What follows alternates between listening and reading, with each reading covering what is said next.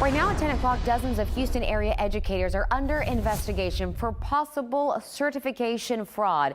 Today, the Texas Education Agency shared a list of 100 Texas educators who may have cheated to pass their exams as part of a scandal led by HISD employees that have now been indicted. KPRC 2's Bryce Newberry has been following this story closely. He's live now in the newsroom with the latest. Bryce? Yeah, Daniela, we've been going through this list and found 38 Houston area educators who may have paid to pass their certification exams. Some of them are English or special education teachers. Others are also coaches, as just a few examples. And tonight, the TEA tells us that this list of 100 is expected to grow.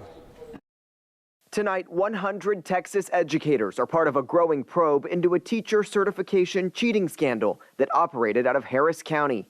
38 of them are from Houston area districts, including 15 from HISD, 5 at Alvin ISD, 4 at Cy-Fair and Fort Bend ISDs, and several more at these other school districts.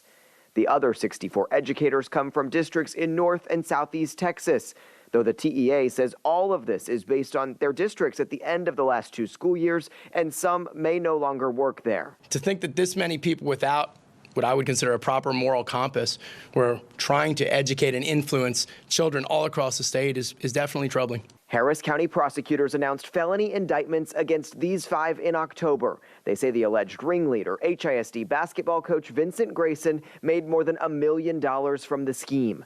Teachers from across the state would pay $2,500 to have assistant principal Nicholas Newton test in their place after struggling to succeed on previous attempts.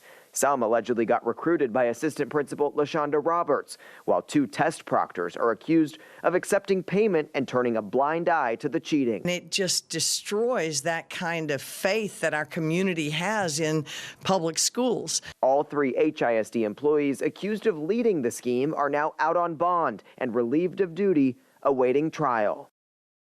And tonight, the TEA says as this investigation continues, they do expect this list to grow. In the past, prosecutors have said at least 210 educators may have been fraudulently certified in Texas through this scheme. And we know that HISD has said it will get rid of any employee who was part of this. And tonight, some other school districts are starting to echo that as well. Live in the newsroom, I'm Bryce Newberry, KPRC 2 News. Bryce, thank you.